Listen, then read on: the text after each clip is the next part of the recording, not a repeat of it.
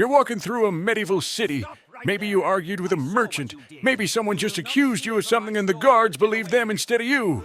What matters is that two men are grabbing your arms. They're dragging you toward a building you've walked past 100 times but never really looked at. There's a door. Heavy wood, iron reinforcement, it opens. The smell hits you before anything else. Medieval prison isn't designed to rehabilitate you. It's designed to extract everything you have until there's nothing left to extract. The door closes behind you, the sound echoes, you can hear things, water dripping, someone coughing, the scrape of chains on stone. The jailer is walking ahead of you downstairs, narrow, uneven. You're going down, you keep going down, the air gets colder, that smell is getting worse. It's human waste and rot and something else your body recognizes as dangerous. The jailer stops at a door, opens it, and now you can see where you're going. Calling it a cell would be generous. Stone floor, stone walls, one small opening near the ceiling that lets in a gray trickle of light. There are already people in here. The jailer pushes you inside. You stumble. The door closes. You hear a lock. Heavy. Final. You got money? You do. A few coins. They don't feed you here. You buy food. You buy water. No money. You starve. And that's when you understand. You're not being held here as punishment. You're being held here as a customer. A captive customer. The first day you don't eat, you're angry, you're scared. The second day, you're hungry. The jailer comes once, opens the door, just waits. Someone asks for bread. The jailer names a price. It's 10 times what bread costs outside. The man pays. The jailer brings bread. One piece, hard, probably days old. The man eats it slowly, watching everyone else watch him. The third day, you pee your water. It's brown. It smells like the stone. You drink it anyway because the alternative is dying of thirst. By the end of the first week, you've spent everything, every coin. You bought water and 2 pieces of bread that made you sick. Now you've got nothing. And the jailer knows. He looks through the gap, sees you got nothing to trade, moves on. You realize once you're broke, you're invisible. Hunger is different than you thought. Hunger is pain, actual physical pain. Your stomach cramps, your head pounds. You watch other people in the cell, the ones who still have money. They eat. Not much, but enough. You can't stop staring. There's another prisoner. He's been here longer than you. He just lies there. Sometimes he makes sounds, groaning, whimpering. You watch him die. It takes 3 days. 3 days of him getting weaker until he just stops breathing.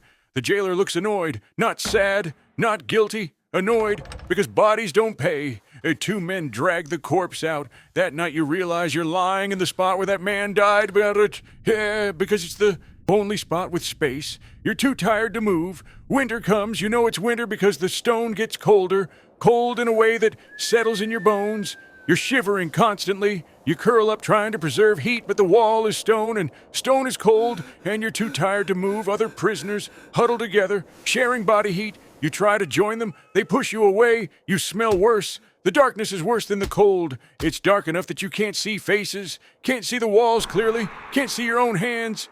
The darkness plays tricks. You see shapes moving. You think you see the door opening. You crawl toward it. Your hands hit stone. The rats don't help. You hear them constantly, scratching, squeaking, running across the floor. One bit you last night. Your leg aches now. You think it might be infected. Someone told you that rats wait for prisoners to die. Time stops meaning anything. You don't know how long you've been here. Everything blurs together.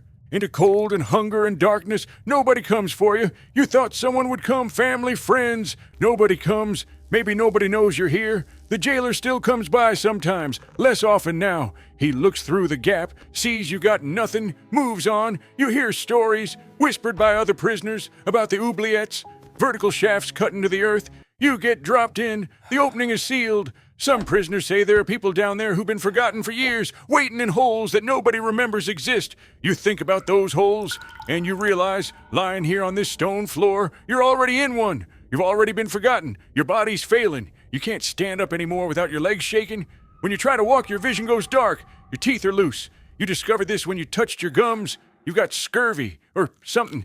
Your skin has sores, open wounds that won't heal. You can't see them in the dark, but you can feel them wet, warm. Your whole body hurts in a constant, dull way. But the worst part isn't the physical failing. The worst part is that you're starting to not care. You used to fight mentally.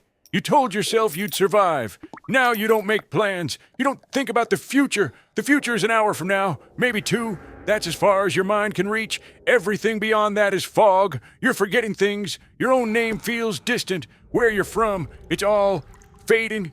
being replaced with the stone, the cold, the darkness. One day you understand why you wouldn't survive medieval prison. It's not because of the hunger or the cold or the disease. You wouldn't survive because medieval prison isn't trying to keep you alive. It's trying to make you disappear. Modern prisons have release dates. There's a structure, an endpoint.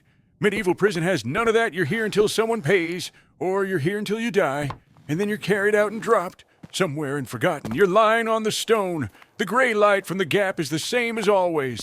The rats are scratching, the same sounds in the same darkness, and you realize this is all there is now. This is your life, for however long your life lasts, which won't be long.